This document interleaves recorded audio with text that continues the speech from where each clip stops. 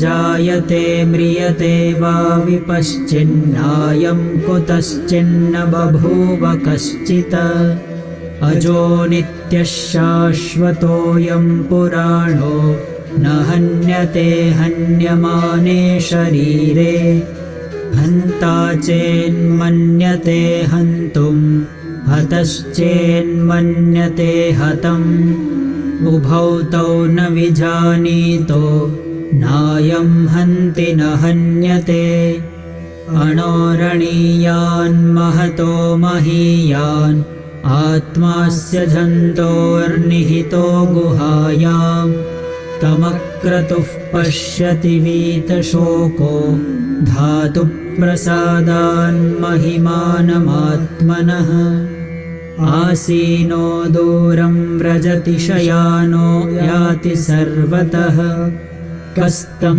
मदामदं देवं मदन्यो ज्ञातुमर्हति अशरीरं शरीरेष्वनवस्थेष्वस्थितं महान्तं विभुमात्मानं मत्वा धीरो न शोचति नायमात्मा प्रवचनेन लभ्यो न मेधया न बहुना श्रुतेन यमेवैष वृणुते तेन लभ्यस्तस्येष आत्मा विवृणुते तनुं स्वाम् नाविरतो दुश्चरितान्नाशान्तो नासमाहितः नाशान्तमानसो वापि प्रज्ञानेनैनमाप्नुयात् यस्य ब्रह्म च क्षत्रं च उभे भवत ओदनः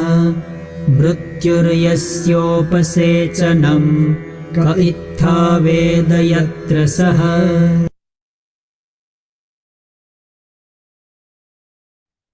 हरि ओम।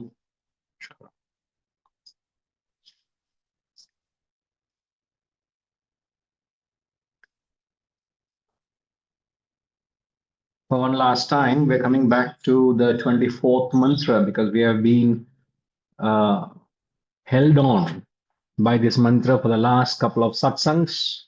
The three qualities that disqualify one from attaining moksha, even though you may be endowed with knowledge, but if you violate dharma acharaha, if you violate damaha, and violate samaha.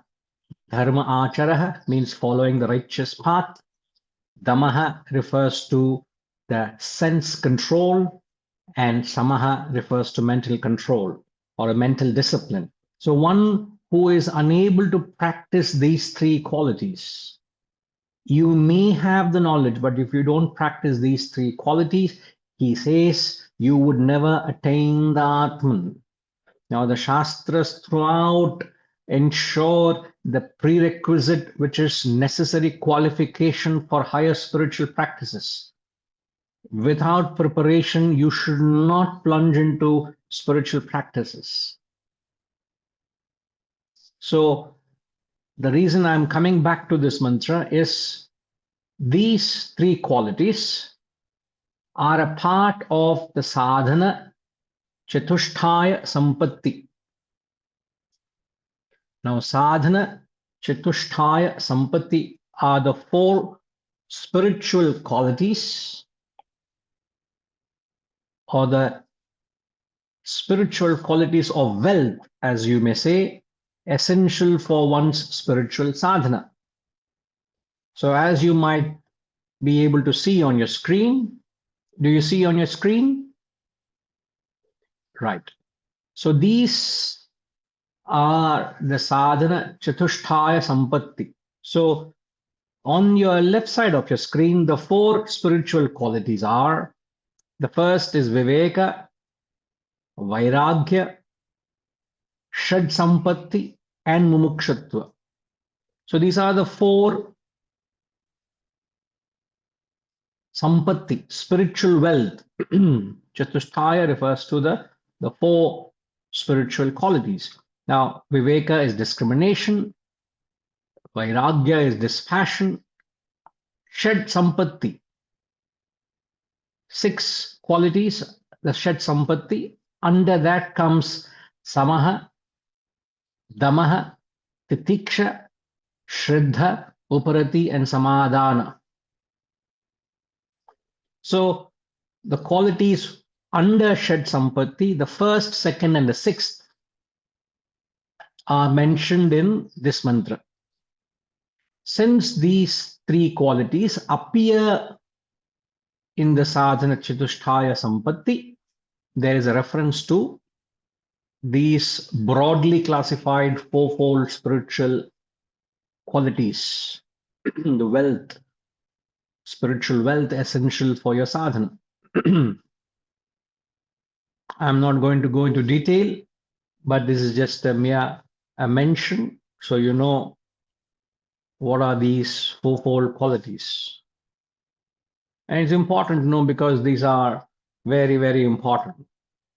In fact, everything that you see on your screen is very, very important, which to the extent you have these qualities, you may say to that extent a student is qualified for higher spiritual practices. Even the knowledge of Atman that you are learning now, it wouldn't be possible to digest or absorb or understand if you don't have these qualities. So the degree of these qualities make you qualified for the how intense is your spiritual sadhana. So that way you can actually measure your spiritual fervor.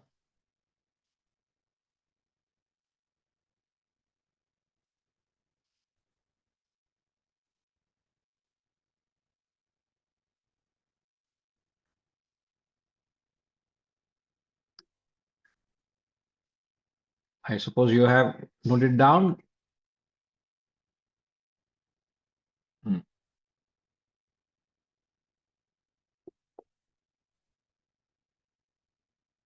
So Samaha, Damaha, and Samadhana appear in this. Okay. We will move on in the text. Mantra 25, please.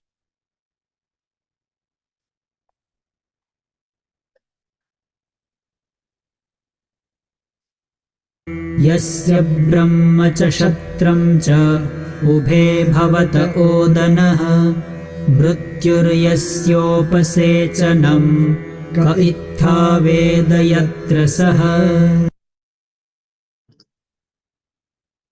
To whom the Brahmana and the Kshatriya classes are but cooked rice, and death is a condiment. How can one thus know where that Atman is?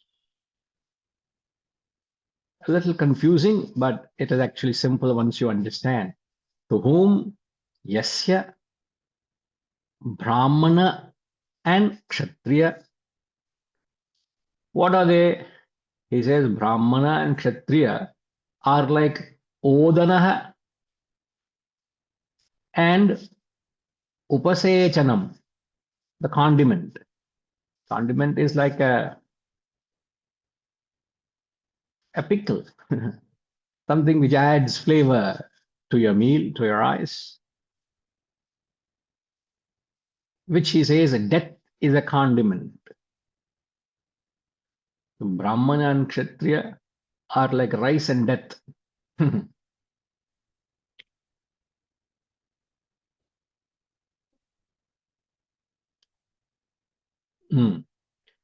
Now, what you must understand is the message in this mantra is Brahman is difficult even for a highly qualified person, as it said in the previous mantra. How then for one who is unqualified or disqualified? For a person who is not qualified, it is almost impossible. So just to highlight that, he is trying to bring about a poetic description. What the poetic description this mantra is giving, this mantra gives a poetic description of how the entire creation exists because of the medium of the pure consciousness. Just like the moment you take the mention of the fishes, you and I associate its existence in the medium of water. Without water, there is no fish. The moment the fish is out of water, it ceases to exist. Similarly, there is no place where the Atman or the Brahman doesn't permeate or doesn't exist. So he says the entire creation he represents by Brahmana and Kshatriya. So the entire creation is represented by the two castes, the two classes of people, the Brahmana and the Kshatriya. Why he takes a mention of the Brahmana and the Kshatriya? The Brahmana class are the priest class, the Kshatriya are the chivalry. Now, the Brahmana and Kshatriya are taken to mention here because these two sections of the community or the people are two important components who protect dharma, who protect righteousness. Like the Brahmanas protect the Vedic wisdom, whether be it the pure philosophy or the flowery aspect of the Vedas, which is the Vedic chanting, or the ritualistic content, the Karma Kanda. The Brahmanas are the authorities who protect that great tradition. And who qualifies to be a Brahmana? A Brahmana, or the four castes, the Brahmana, Kshatriya, Vaishya, Shudra.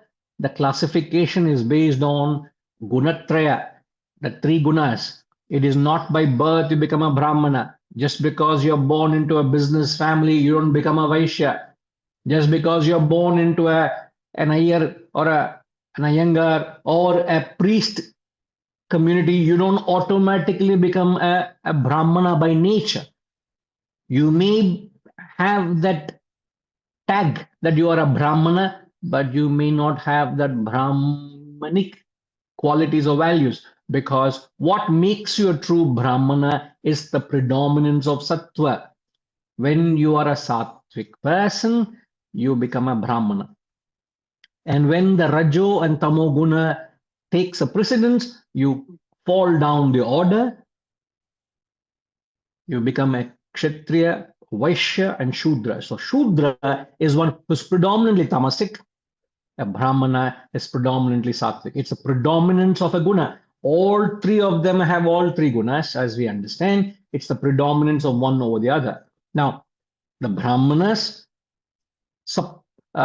bring out the Vedic wisdom, as I've said. The Kshatriyas protect righteousness. They defend the nation from adharmic forces, the evil forces. The set right, the imbalance between dharma and adharma. If any adharmic forces are trying to overpower the ordinance of a nation, they come in and set right that mischief. Like yesterday night, I had to play a role as a Kshatriya. Yesterday night, what time? No, I didn't know I will go to take a reference of this, but I was woken up at 11:15. I only slept at 2 o'clock yesterday night, by the way. So you must be thankful for the fact that I'm sitting here. I don't know what I'm going to talk. If you find anything out of focus, that's the reason, because I'm not my normal self today. I woke up at 11 o'clock and 11:15 and then 12:30 again. So two reasons. Now 11:15, why I woke up is suddenly I was hearing a sound. Somebody is playing music full blast. He's enjoying music. And I woke up, everybody in the house woke up. And then I said, where is this sound coming from? Obviously, some neighbor is playing music. And I believe it is from one of the movies, latest movies.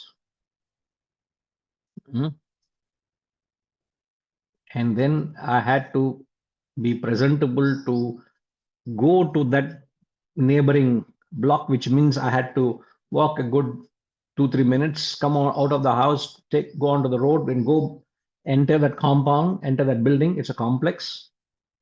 Went and knocked at the door, and I had to tell, my dear, I know you are playing music, but do you realize what you're doing? You've woken up everybody, at least in our house. Do you realize? And the irony of it, I thought there will be some young teenagers, watching a movie, and it was what I came to know is they were playing what is called an item song. It is a Rajasic item song, is said to be a very sensual,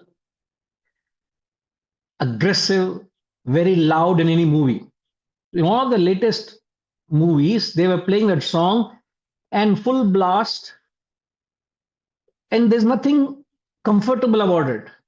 So even you can play Carnatic music full blast, it has a certain association, mental association. But that too, at that hour, it is so too discord. In fact, every time in the morning, I used to listen that very evidently in Malaysia and even here. Precisely around 5-ish, you have the mosques that play the prayer. 5 o'clock, right? Ash, 5 o'clock, the prayer comes. So, and when you're studying, just for a moment you pause and you're tuned to that prayer. It's a prayer. It is a call of the Lord. It is trying to wake up everybody to that Brahma Muhurtam. It doesn't matter the language, doesn't matter the whatever you may understand or don't understand, but it is the call to wake up that mumukshatva in you, the sattvic intellect in you. It has certain association. And I realize it is a father and a son, along with his family, sitting and listening. I said, if this is not Kali Yuga, I don't know what Kali Yuga is. So I had to play the role of a Kshatriya, not a Brahmana. I said, please don't repeat it. If it repeats, I'll have to report to the necessary authorities. You will have to face consequences. So it is not just an appeal, it's also an appeal and a warning. So a role of a Kshatriya is to, I didn't want to take up, okay, where is my sword? Take up and start getting into a fight. That is not a Kshatriya. A Kshatriya is to address where things are not right. You become a nuisance to the society. So the job of a Brahmana and a Kshatriya, right now I'm playing the role of a Brahmana. So why he takes the mentions to whom Brahmana and Kshatriya classes. So as I said, Brahmana uphold the Vedic wisdom. Kshatriyas remove unethical sources, unethical factors in the society. So these two people protect the dharma in a nation. So he represents the entire creation by the two words Brahmana and Kshatriya. Now he says this creation, this world is a mere morsel for him. To whom?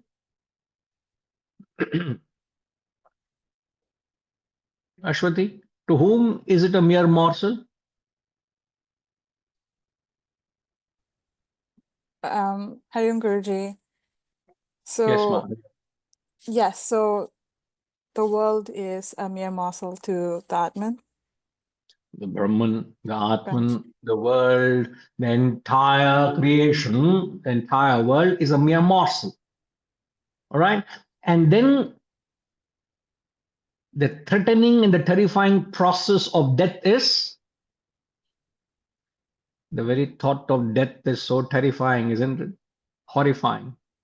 It gives you horripilations. You have hiccups. Everything comes to a dead halt, the mere thought of death. And he says that death, the terrifying process of death is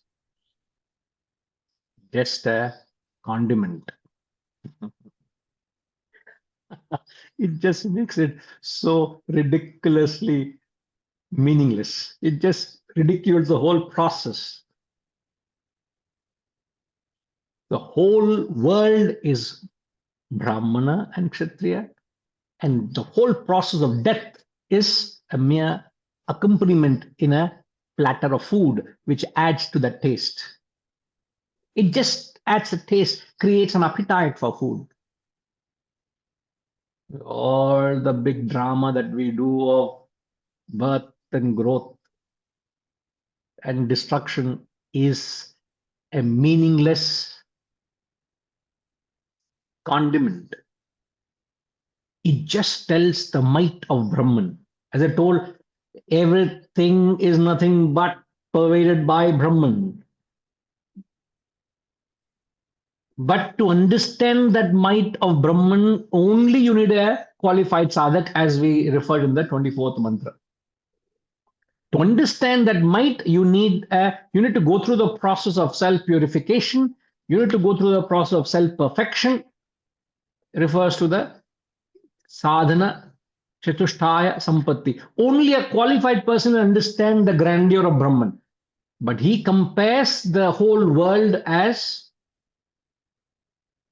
one who creates dharma, one who protects dharma, and the whole process, the death, the prabhava and the pralaya, the creation and dissolution is just like rice and pickle. He must have been seeing somebody sitting in the corner eating rice and pickle. They just gave example. This is the style of the Shastras. You wonder why they suddenly talking of this. See, what is the reason why they would take examples like this? They out of the blue, who is taking an example of rice and pickle? Padminima, do you have an idea why would a Upanishadic guru take an example, ridiculous, seamless, mundane example? What is the objective? Any idea?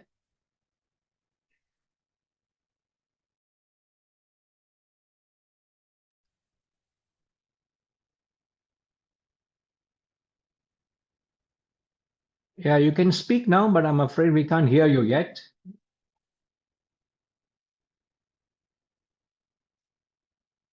No, we can't hear you. There should be some technical thing at your end, but we can't hear you.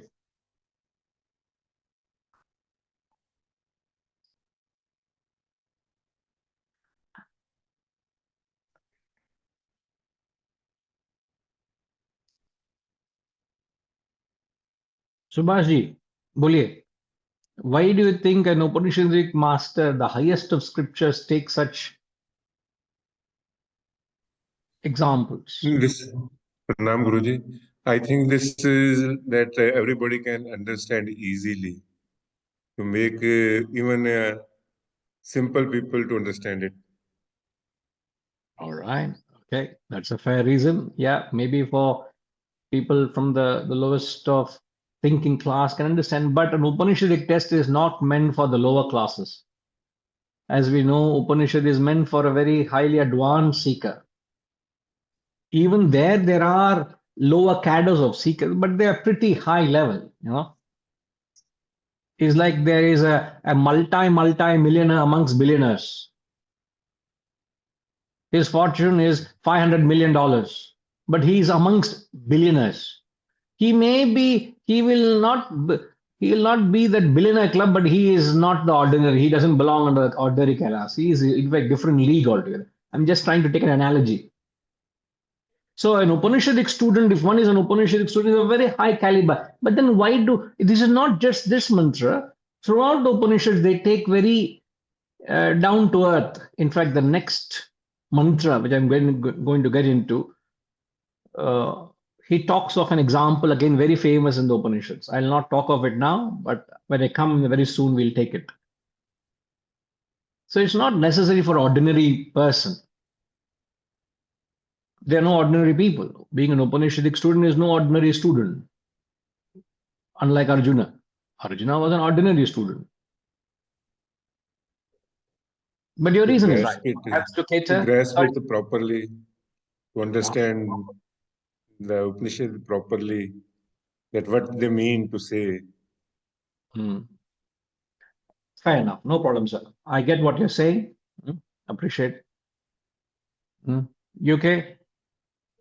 What is the reason?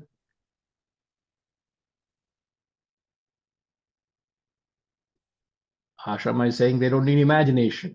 They can relate to such an example. Very true.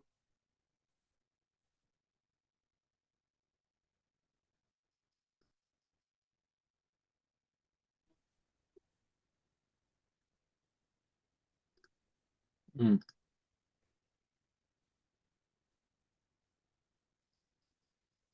Can't hear you, Shama. I don't know. Please check at your end. But the reasoning is so that when you go through the mundane experiences, we all go through the mundane experiences, however, whatever be your level, each, whether you're openly student or not, we all have to eat annam, we all have to bathe, we all have to go through the routine experiences of life. So you will be reminded of the grandeur of Brahman even through the mundane, meaningless experiences. Doesn't matter where you are in the caliber, so that you associate it with Brahman. Everything in life is association of thought. As I've said, those that family who was listening to music, what is the association? A tamasic time, you're listening to a tamasic song in a tamasic environment, creating that kind of aura around you. What is the kind of association you give to the mind? There's nothing healthy about the thought. There's nothing ethical about the thought. You're only breeding tamasic thoughts. And I was feeling sorry for that young boy who would be just 12, 13 years. What kind of environment the parents are giving for the child? Very sad. So everything is association of thought. So if I'm able to associate with Brahman, even when I'm eating a morsel of food, for that reason, don't start eating pickle. Huh? Oh, thanks, Guruji. Now I know why my life has no spice. I must add little spice into my life. Don't start buying all the pickles in the market and start eating rajasic food and tamasic food. Please, it is just an example for a direction. Don't have to end up doing because Upanishad says so. Okay? It is an example to give you the grandeur of Brahman. And I don't know whether I've referred to this context in Ramayana. I'm reminded. I remember learning this context. See, there were two visitors who came to meet Ravana. And Ravana was resting in the afternoon. Not necessarily everybody who rests in the afternoon are Ravana caliber, but just that Ravana was resting in the afternoon. And the Dwarapalaka, the doorkeepers, said, sorry, you will have no audience with him. But looking at the caliber of people who visited, the doorkeepers asked, do you want me to wake him up? Do you have an appointment? No, no, we don't have an appointment. We became the urgent matter. But do you want to wake him up? No, no, no, no, no. Please don't wake him up. Let him rest and let him wake up at his time. We shall wait. So the story goes, Ravana was not disturbed. He slept for another hour or two, and they were waiting in the corridors, waiting for Ravana to get up and be informed that there were two guests waiting to seek his audience. SR, do you know who they are? Two people who came to meet Ravana. SR, any idea? You must guess. In this class, half the thing is only guessing. No idea? No idea. I think the king of stories would know.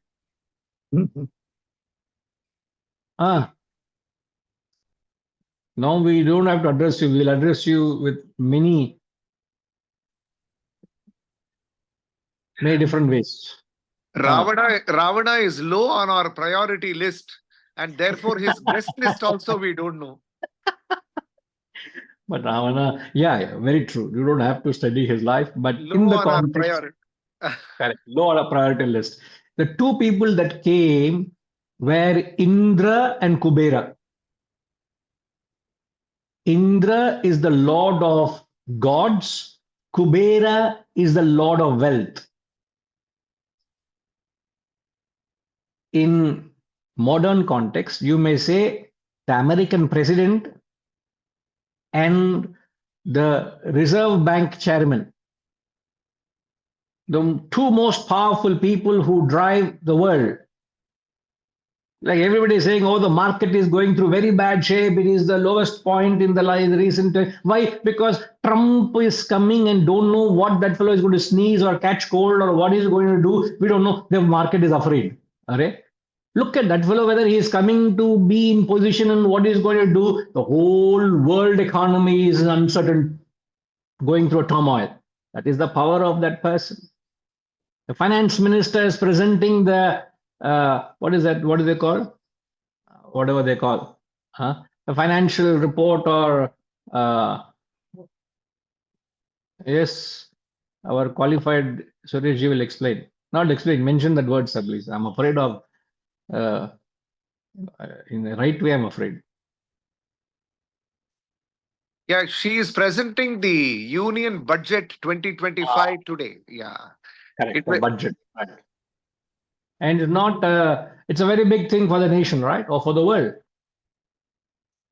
Everybody would glue in to know what is happening, but not me. I'm not interested. But imagine the finance minister, the top person, which is Kubera, the Lord of Wealth, and Lord of Indra, the Lord of Gods, the Lord Indra. If these two people are waiting 2 hours to meet Ravana, who is more powerful? Obviously, the great Valmiki is trying to indirectly give you the power of Ravana. What is his caliber? Otherwise, you would not know, because you don't know. He is a low priority list for you. So to tell you, because what is the power of Ravana? He tells these two people are waiting in the corridors to have his audience. Similarly, the entire world is a mere morsel of rice, and death is a condiment, is just to tell you what this whole process of Prabhava and Pralaya, what the big fuss you're creating of your world, it is just a morsel of food and condiment. That is the grandeur of Brahman. The whole world dwarfs to a mere ball of rice and a condiment. To imply the context of the grandeur of Brahman, I took the example of Ravana. Otherwise, you can forget Ravana. All right, come back to the Lord of Death, which is Lord Yama, and we shall move on. That concludes the second section of the Valli of the first chapter. Now we move on to the third section, the third Valli, a very, very famous section of the first chapter. Mantra 1, please.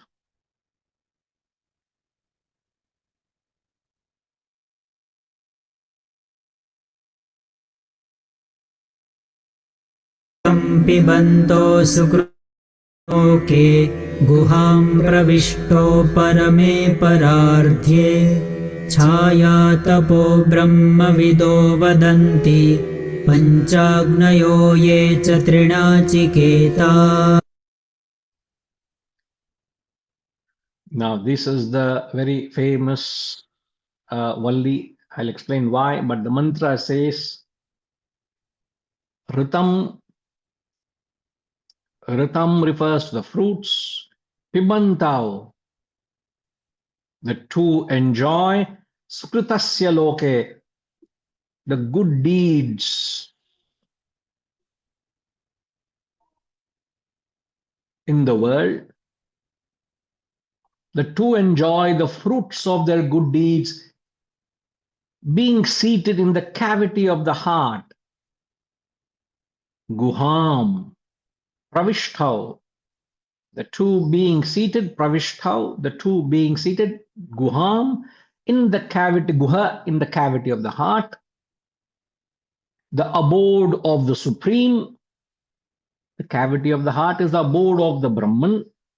And then the knowers of Brahman call what? The two as shadow and light. As also the performer of the fivefold fire, and those who have propitiated 3 times the Nachiketa fire. Pancha Agnayoho, Trinachiketaha. Those who have propitiated or propitiated, I don't know however you pronounce it, those who have propitiated, I believe it's the right word, right? Propitiated 3 times an Nachiketa fire. The Nachiketa fire was referred in the first section. So you will see the first section, go back to your notes, he takes a reference to the Nachiketa fire. I don't want to get into it. Now, the speciality of this section has become very famous because what has immortalized this particular section is the famous chariot metaphor. All of us have heard of the famous chariot metaphor, which is actually spoken from the 3rd mantra till the 9th mantra, if I'm not wrong. Let me reconfirm that. From the 3rd mantra to the 9th mantra, he talks of the famous chariot metaphor. When I come to the 3rd mantra, I'll talk of it. But this section is famous, and the chariot metaphor is famous because where does it appear? Gayatrima, where does a chariot metaphor appear? Here as well as Bhagavad Gita. You did not know it appears here. But where did you hear? Majority people. Majority Bhagavad Gita first. So the great Vyasa has made that chariot metaphor very, very famous because it appears in the Bhagavad Gita. Senayor Bhayor Madhye. In between the 2 armies, the chariot was placed, and in between the 2 armies, that famous philosophy of the Bhagavad Gita was taught to Arjuna. Where? In the chariot. So the conversation between the Lord Krishna and Arjuna happened in the chariot, placed in between the 2 armies. That is the context of the whole Mahabharata, or the Gita, rather. The backdrop is the Mahabharata story. So Lord Vyasa, the great Vyasa Muni, made this metaphor very, very famous. But it's originated in the Kathopanishad. Not many know that it appears here. It gained popularity because of the Gita. Now, let's get to the mantra. But that's coming from the 3rd mantra. Very soon we'll get there. Now he say, the 2 enjoy the fruits of their good deeds. Who are the 2? The 2 refers to the jiva, the individual. The other is the Atman, the self. The 2 are jiva, the individual, and the Atman, the self. But when he says the both are enjoying deeds, fruits of their good deeds, that's a false statement. What is the falseness in that, Amitama?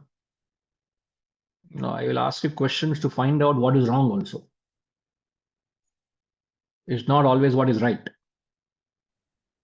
But it is apparent. So we should not take that statement literally. The statement is the 2 enjoy the fruits of their good deeds. The 2 here, one is the jiva, the individual. The second is the Atman, the self. So what is incorrect in that statement?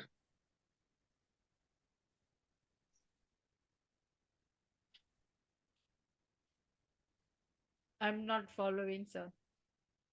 Are you following the class or not? Yes, Are you in the class? Yes, I am, sir. Yeah, I sorry. It's over your head already, yeah? Yes, I got carried away with the chariot metaphor, sir. I was still there with the chariot. Oh, still there in the chariot. Okay. Please come back from the chariot. Yes, thank you. Okay. Some notes down. Ashama, I'll hear you, but Vasantama.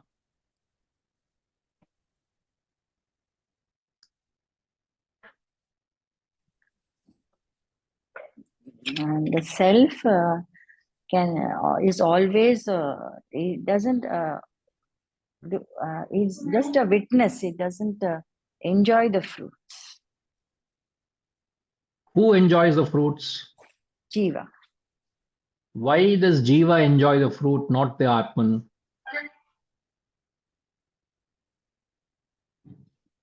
Because Imagine I am naive to the concept, I don't know what it is. You'll have to convince me at least with a basic explanation.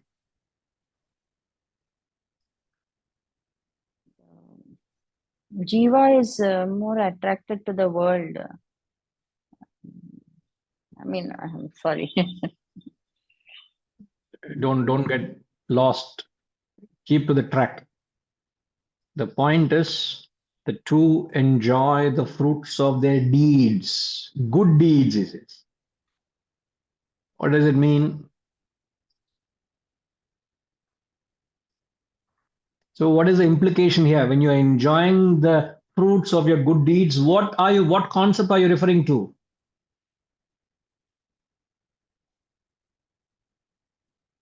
Okay. All right. No problem. You did say that Atman, Brahman is a witness. Fair enough. No problem. But we need to expand on that, right? Why only Jiva enjoys the fruits of deeds and why not Atman? All right. Ashama.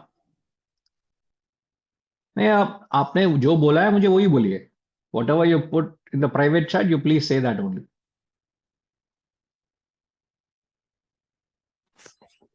Hari Om. It's just that Brahman is only it's only a force, energy giving force. It does not perform any deeds of its own. Correct. So the Brahman or Atman, what we have learned is that it is that energy or the life-giving force. That's all, right? Yeah. It is that which enables action. True. Atman does not perform any deed. So therefore we can say Atman is two things. Do you know what are the two things? Atman is not. Vasantama said Atman is a Sakshi. But what is Atman not? Any idea? No. All right. Fair enough. So far, so good. 100 marks. I thought I'll give you 120 marks, but 20 marks I'll have to give somebody else. Yes, Setuji. Please answer the question what Atman is not. Yes, sir. Atman has no vasanas, that is attributeless, no attributes. Atman is omnipotent. Out of context. In the statement to enjoy the fruits of their good deeds, Atman doesn't enjoy the fruits of good deeds, right? In lead, what Ashama said, I'm saying Atman is not referring to two aspects. What are the two aspects where Atman is not? Only answer is there in that statement, sir. What Atman is not? Sorry? Atman is enlivening for. Correct. Atman is an enlivening force, that is understood. But what is Atman not? Based on that, you can say that Atman does not enjoy the fruits of good deeds. See, I'm also following the Upanishad language only. I'm also talking the language of negation. Atman has no attributes of any kind. Mm-hmm. Why no attributes? Where are you leading when you say that? Where does the statement lead you, sir, when you say Atman is attributeless? Where does it lead you? So then he has no vasanas, no desires, no that. See, the deeds will come when he enjoys only fruits of action when he has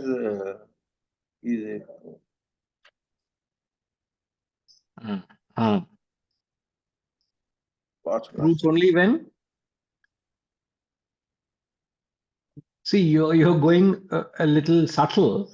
In fact, the point, you're right, the thinking is right. Point is Atman is not the Karta, therefore Atman is not the Bhokta.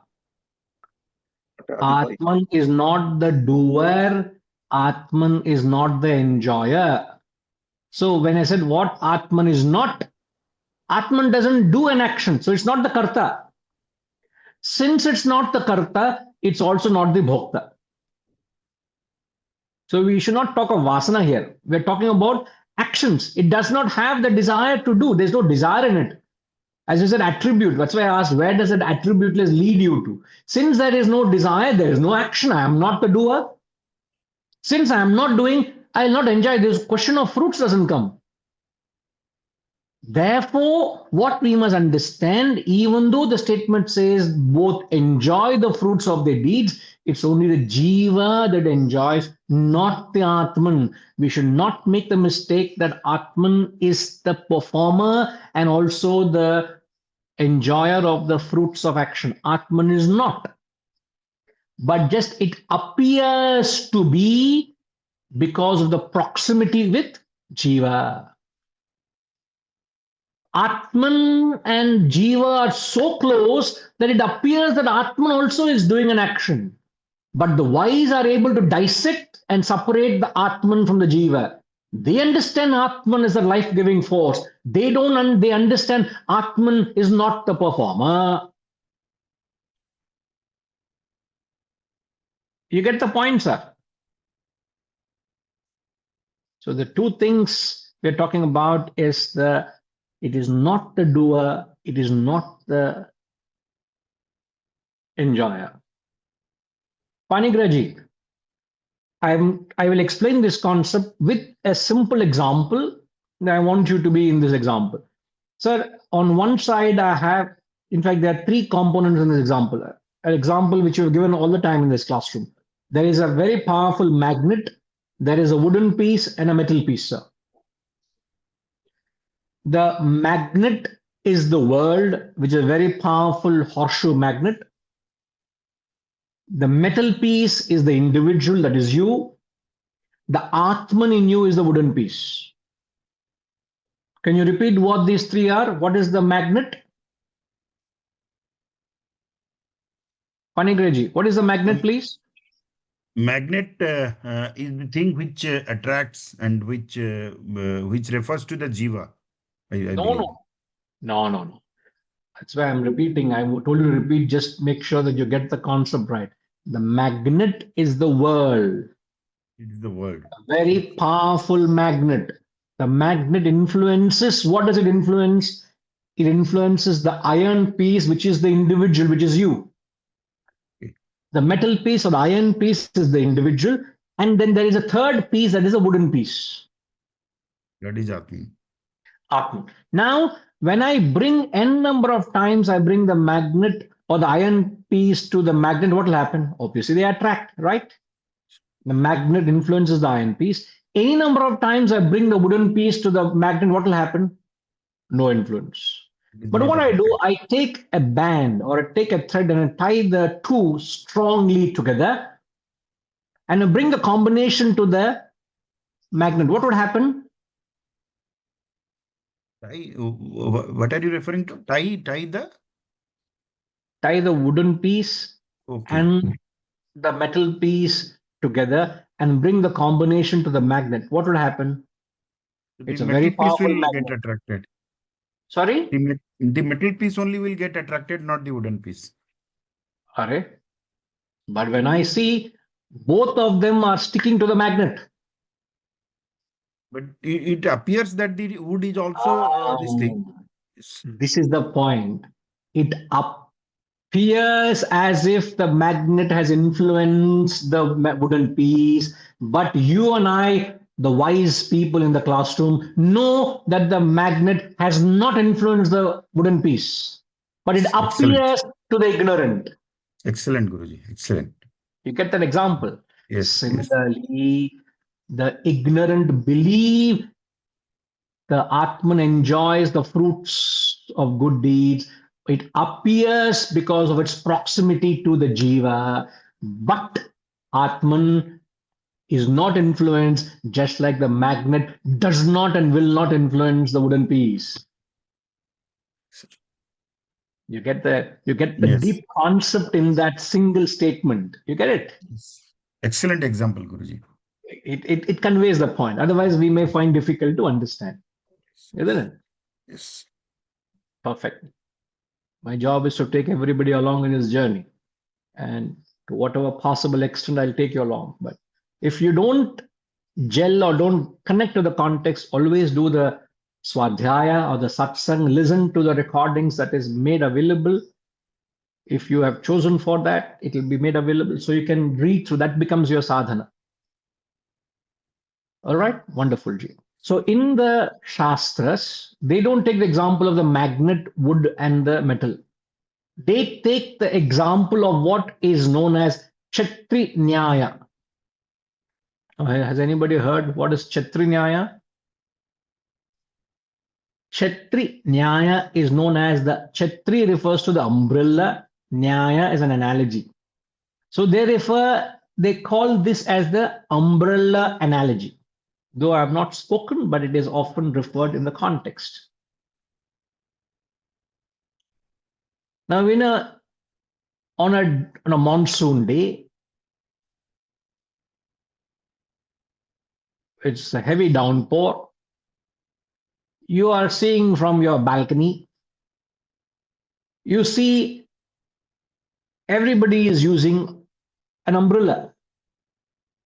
But there are some people who are caught in rain, they're ill prepared for the unexpected downpour, and they are walking without an umbrella. But when you see people,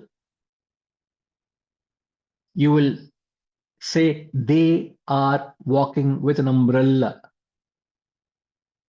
You're referring to even those who are not carrying an umbrella, you're saying they are also apparently carrying. Perhaps they have taken a shelter amongst those who are not having. They don't have an umbrella, but they are under an umbrella, or they are without an umbrella, but they appear as if they are carrying an umbrella.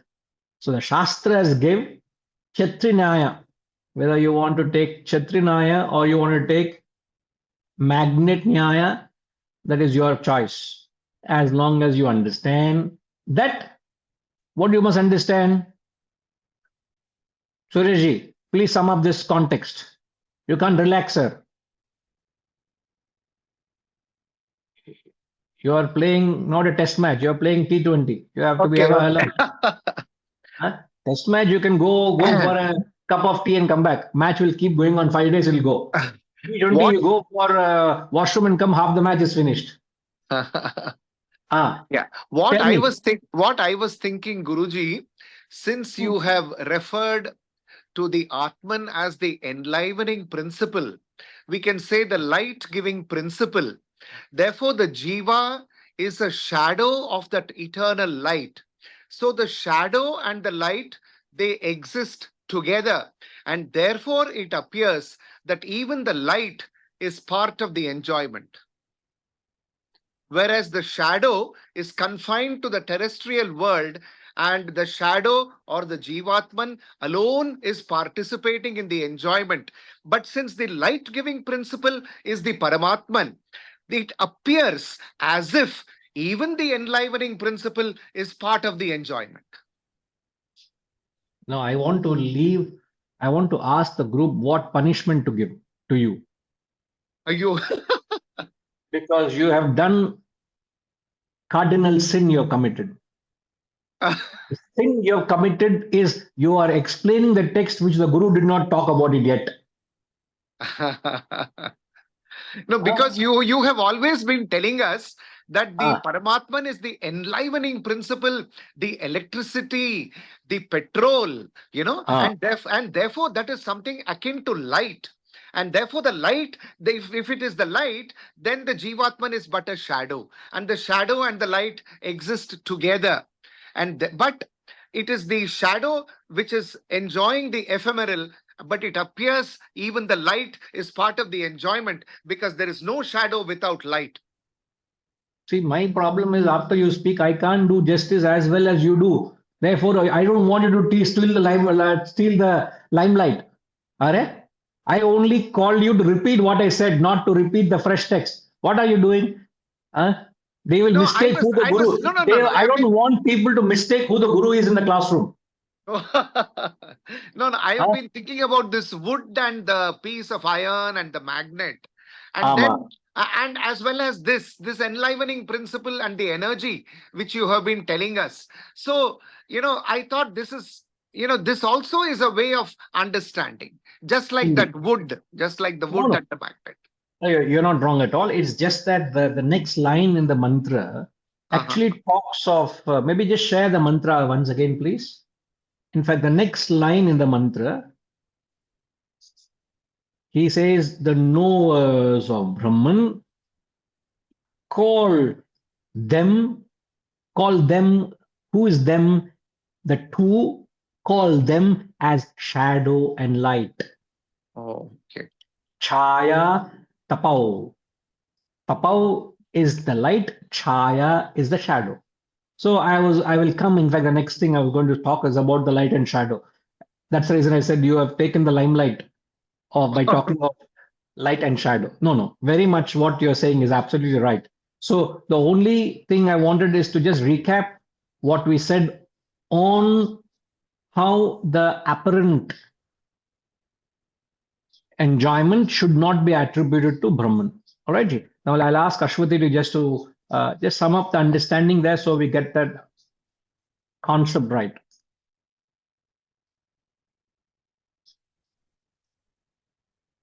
Yes, Guruji. So are we talking about the umbrella analogy? No. Just bring about the concept between explain that statement as we did, the two enjoy the fruits of their deeds, and why Brahman does not, it does not apply to Brahman. It's only figurative. It's not to be taken literally. Yeah. So can you clarify that just to ensure our understanding is right there? Yes. So section 1, Wali 3 mentions the two, which is considered the jiva and the atman, so individual and the self. And so we have discussed that only the individual enjoys the fruit because atman or Brahman, the self, is a life-giving force and it doesn't perform the deeds. It's only a sakshi. So atman is not the doer, atman is not an enjoyer, but it appears to be because of its proximity to the jiva. Perfect. Don't add a word, don't delete a word. Immortalize that. It is not subjected to an enjoyment because it is not the doer, not the enjoyer. It doesn't have the doership attitude, which is known as the kartritva bhavana. In Sanskrit, it's called kartritva. Maybe type out, Gayatrima, please, in the chat box. Kartritva bhavana means the doership attitude. Bhoktrutva bhavana means the enjoyership attitude. So these two attitudes, the doership attitude and the enjoyership attitude, I am the doer. Kartrutva, K-A-R, kartrutva. Yeah, just that minor correction there. Kartrutva and bhoktrutva, T-R-U-T-V-A, even for the bhoktrutva, that spelling error. But what it implies is Atman does not have that arrogating notion of doing something, nor the Atman will claim to enjoy the fruits of its deeds because it is not the doer, not the enjoyer. Therefore, what implication is, it's only the jiva, this little fellow, this arrogant little fellow, thinks he is the karta, he is the performer, and he is the enjoyer. I am the doer and I am the enjoyer. All that attribute belongs to jiva, not to the Atman. So what is Atman here? It is a pure enlivening force. It is, so we say Atman is, as Vasantama said, enliven. It is a sakshi, and as Suresh said, it enlivens. Just like petrol in a car or electricity in a bulb, it enlivens and it's a mere witness. So if we have this clarity, Brahman is an enlivening force and it's a witness. The jiva is the doer and the enjoyer. If we are able to get this clarity, we will understand the relationship. I repeat, the Atman is the enlivening force and a witness. The Jiva is the doer and the enjoyer. So a wise man will understand the relationship between Atman and the Jiva. He separates the two. He separates, in the language of the 13th chapter of the Gita, he separates the Kshetra, the Kshetrajna. Whatever you hear, believe me, it's the same beautiful, melodious music of the Brahman. Amazing. All right. So I hope you all are fine and comfortable with the concept till now. Thanks, Ashwati. Now, the knowers of Brahman, you and I are not the knower. Sir, Kathopanishad is not a part of Mahabharata. They're two. In fact, the Upanishads are the very source of the knowledge which belong to the Vedas. The Mahabharata is an epic written by one sage known as Vyasa. Vyasa wrote, we know he is the author of the book, a large voluminous text. The text is known as Mahabharata. We do not know who wrote these Upanishads. Many a time we don't know. So the Kathopanishad is a narration of a dialogue between young boy Nachiketa and Lord Yama. Who is the author of Kathopanishad, Gayatri Ma? She has, she's a bookkeeper. She will know. Anything I want, I ask her. So I'm asking her correctly. Yes, Gayatri Ma. Nobody knows who's the author of it. So if she doesn't know, sir, you don't know. Don't waste your time. She is the official bookkeeper of the Wisdom Foundation. Anything I want, I ask her. And she doesn't have it, we'll not get it anywhere else. In some texts, there's a reference to a guru, sir. But in most Upanishads, we don't know who is the author. They did not arrogate. This is the beauty of the text. These great Mahatmas did not arrogate. They didn't write their name at the end and say, I did so, I said so. So we don't know who wrote it, but it is all words of wisdom of men of realization. So what do the knowers of Brahman say? The knowers of Brahman call them as shadow and light. The light obviously is the Atman. The shadow here is the Jiva. Now, how do you differentiate?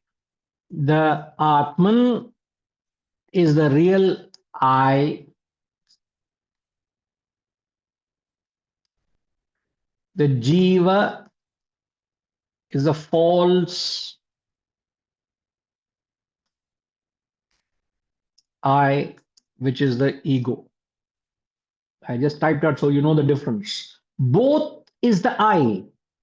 The Jiva is the I, which is the egoistic notion, the false notion of who we are. The Atman is the real I. And as Sureshji said, the shadow, which is just a mere reflection, has no independent existence. My shadow exists only because I exist. It is because of the light that is illumined on the object.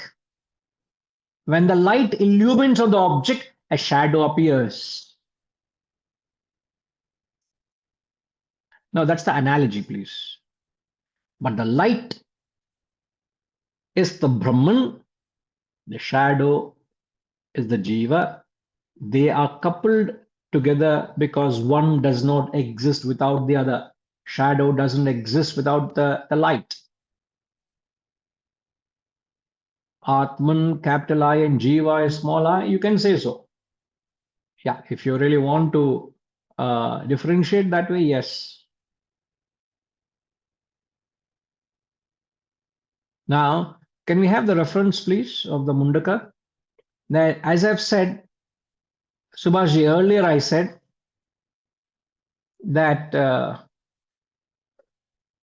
Soumyama, please don't think parallel when you are in a classroom.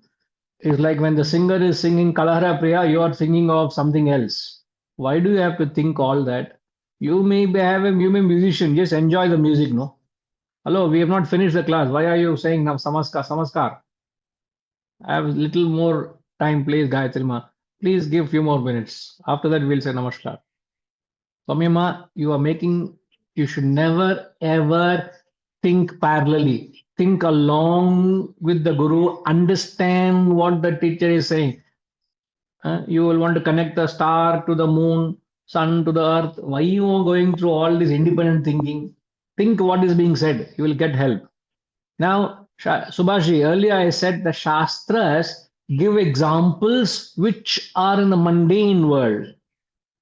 So, in the famous Mundaka Upanishad, there is a reference to the two birds.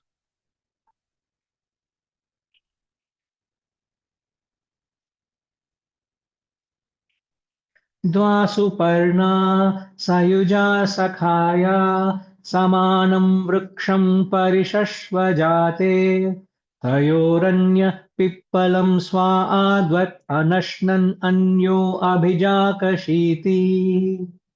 Dvasuparna sayuja sakhaya samanam vriksham parishashvajate. He says two birds who were inseparable. You get the message, Panigraji. The two birds who are so close to each other, inseparable in friendship, are perched on the same tree. One of the two, one eats the fruit with relish, the other looks on without eating. Here he makes it very clear. You get it? Mundaka Upanishad. Don't remove it, please. Mundaka Upanishad, chapter 3, section 1. A very, very famous analogy of the two birds. So the two here refers to, obviously, the two birds. Panigraji, now you tell me, please. What are the two birds here? Not difficult to guess.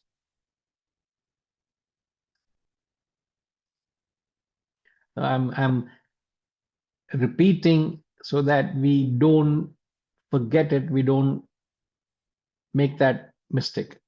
He's off desk. Okay, Srinivasji. Yes, sir. Solungo. Chappan, sir. It's the same Guruji which we are discussing, Atman and Jiva. The two birds, one is Atman and the Jiva. Okay, can you make sense of the second line, please? The two, one eats the fruit. One eats the fruits is the one, is the Jiva with relish. And the other looks on without eating, is the Atman. Why is it looking on?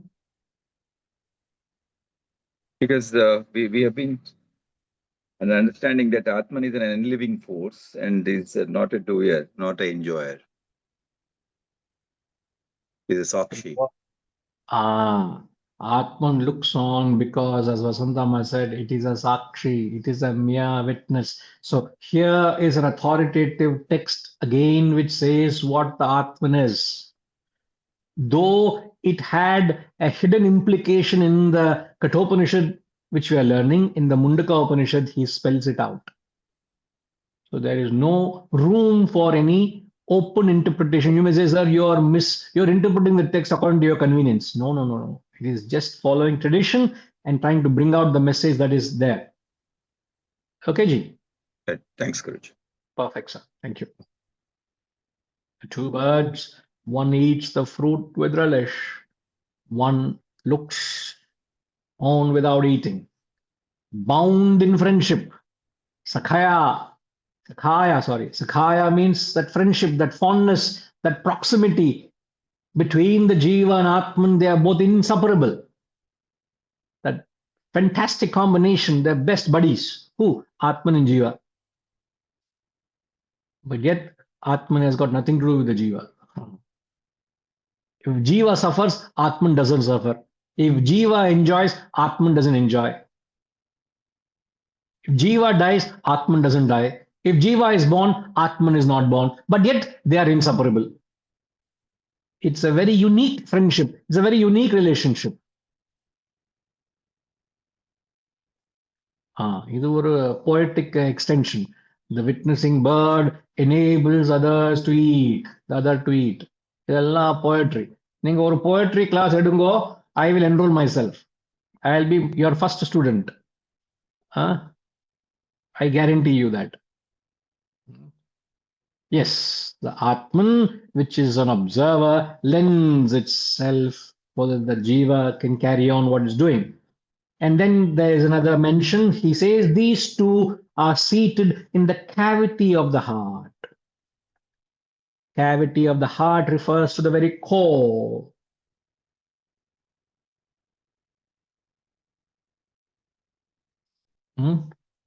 What is that question? Which text came first, Kathopanishad or Gita? Please, you reflect that tomorrow morning. I can't keep answering every question that comes. This is kindergarten question.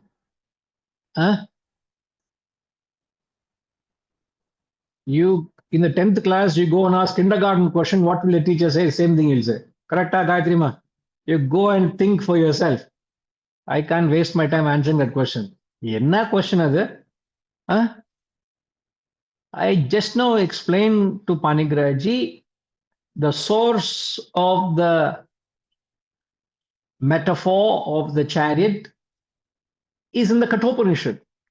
The great Vyasa took from the Kathopanishad and made it as the centerpiece where the knowledge was given. So Vyasa Muni borrowed it from Kathopanishad. So which comes first?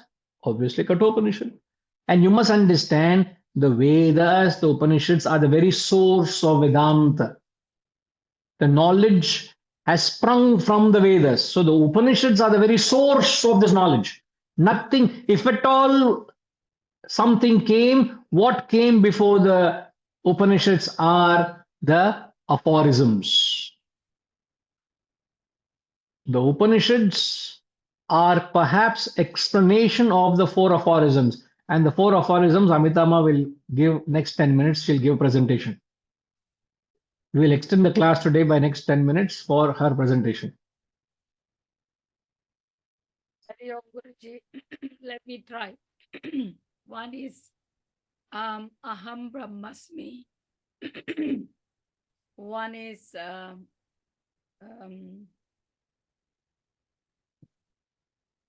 is it Satchit? No, not Satchit.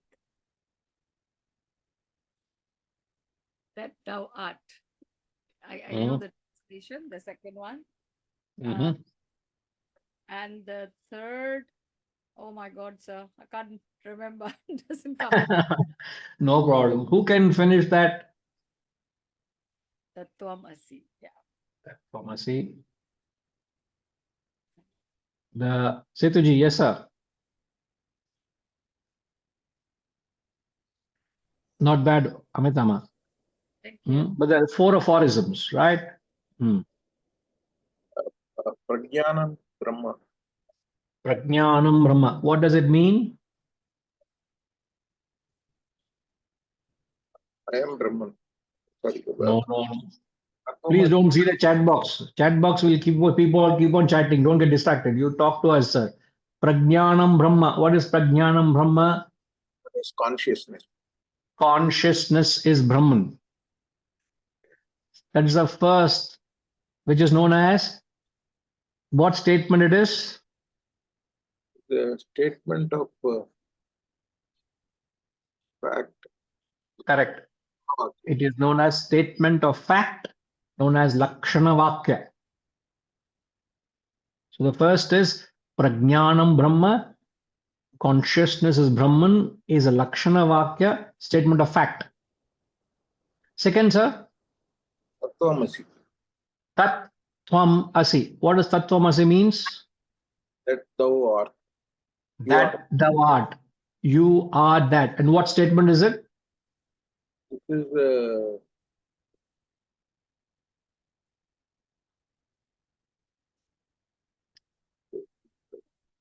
Statement of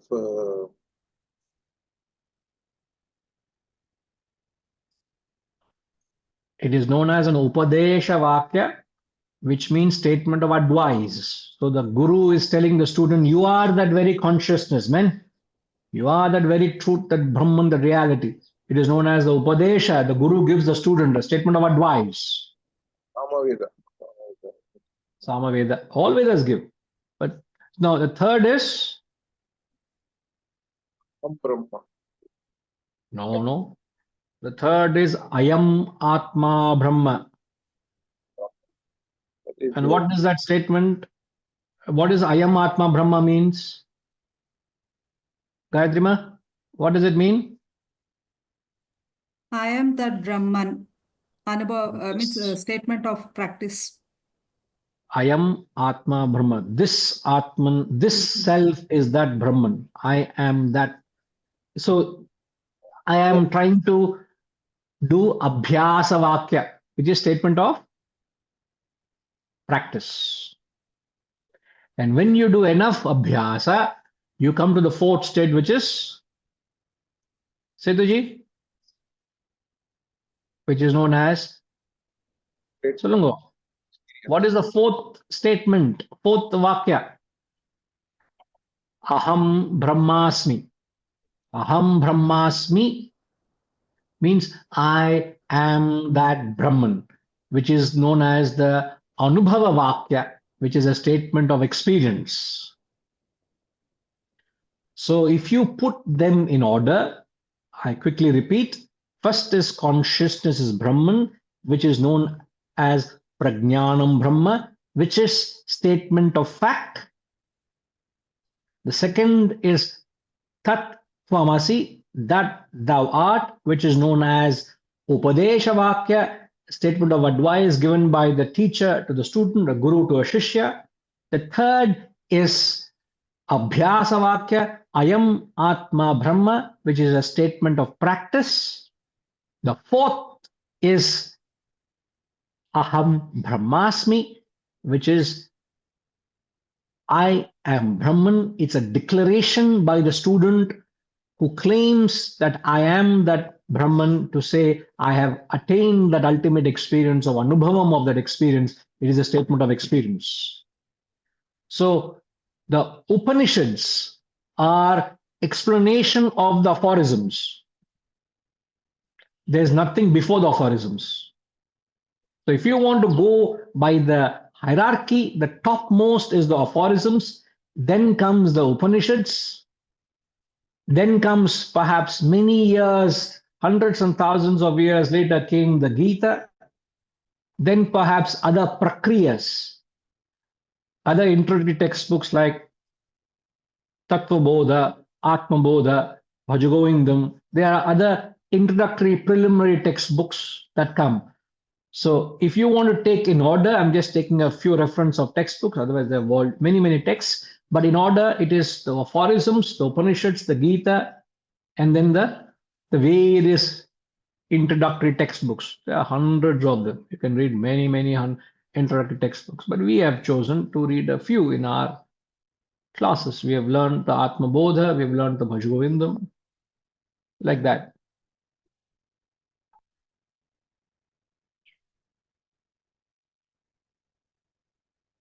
Now I'll come back to this section of the mantra to explain seated in the cavity of the heart. I'll come back. Om Purnamada Purnamidam Purnat Purnamudachyate Purnasya Purnamadaya Purnamevavashishyate. Om Shanti Shanti Shanti. Hari Om. Shri Gurubhyo Namaha. Hari Om.